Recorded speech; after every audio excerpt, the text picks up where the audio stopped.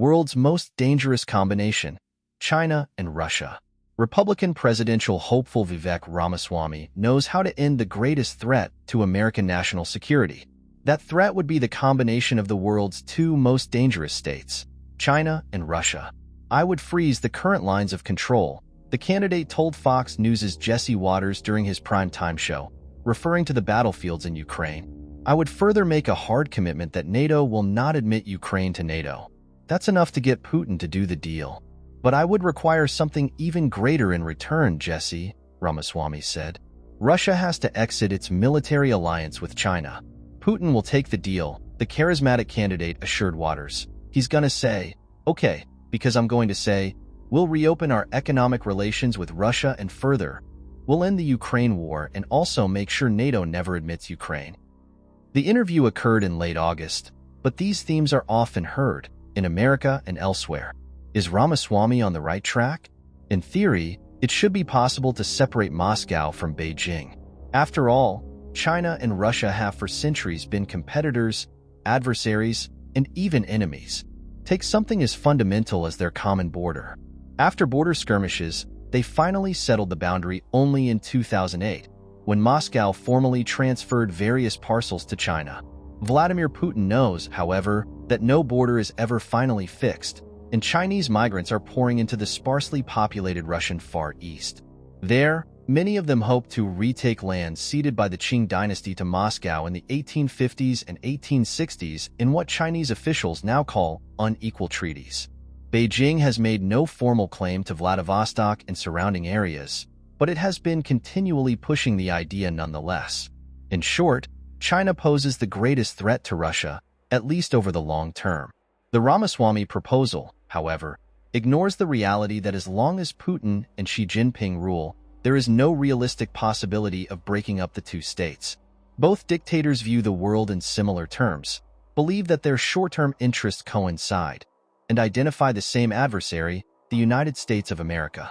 As she said on December 20th as he welcomed Russian Prime Minister Mikhail Mishustin to Beijing, maintaining and developing China-Russia relations well is a strategic choice made by both sides based on the fundamental interests of the two peoples. The two regimes, Xi's words reveal, have been on the same page for some time.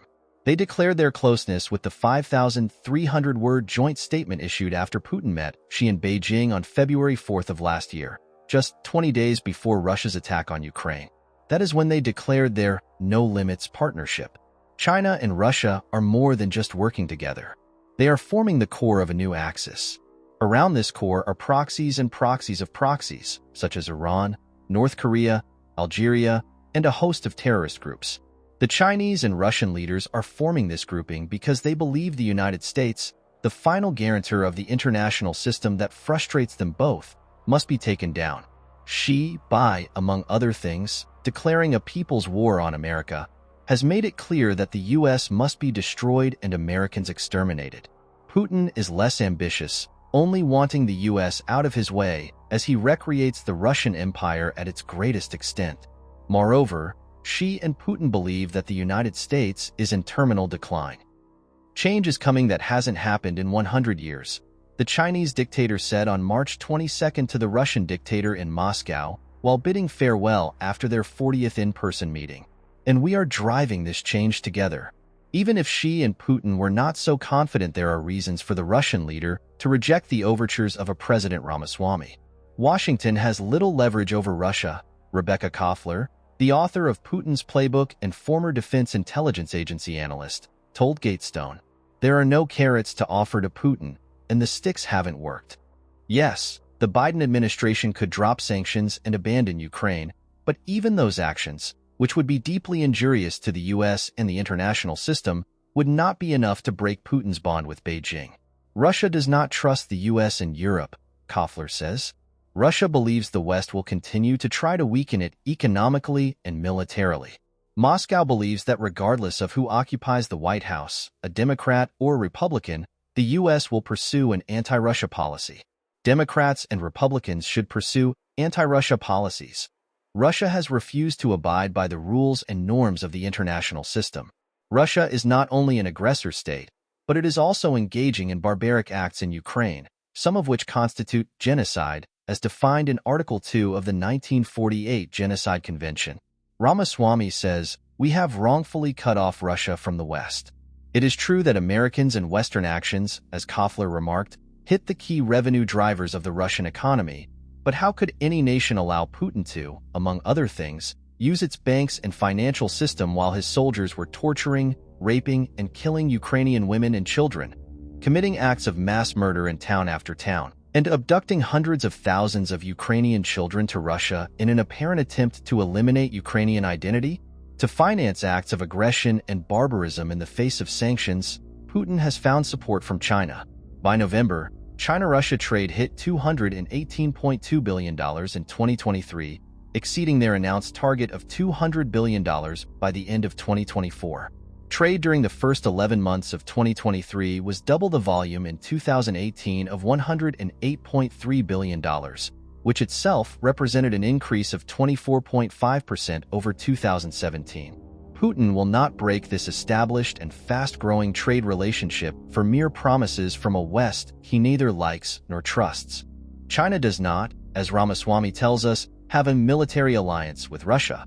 China has no formal alliances except the one with the Democratic People's Republic of Korea, but the Chinese and Russian militaries are nonetheless close.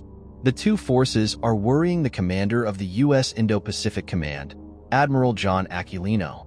This month in Tokyo, he publicly stated that he was very concerned about their joint exercises. "I view it as far beyond the marriage of convenience at this point in time." In other words, China and Russia are preparing to go to war together. As no country threatens either of them, they are undoubtedly thinking of perpetrating more acts of aggression. Would Putin join Xi if China were to invade some neighbor? That is not clear, but it is highly likely that the Russian leader will help China. Russia could conduct shows of force to stretch U.S. and allied surveillance, Rebecca Grant of defense consultant Iris Independent Research told Gatestone. Posturing military moves by Russia could also make U.S. leadership balk. She points out there could be, for instance, Russian bomber flights or even nuclear weapons exercises. Russia could also help China by trying to grab even more of the Kuril Islands chained from Japan or moving against a NATO member, such as one of the three Baltic republics, engulfing the Eurasian landmass in conflict from one end to the other.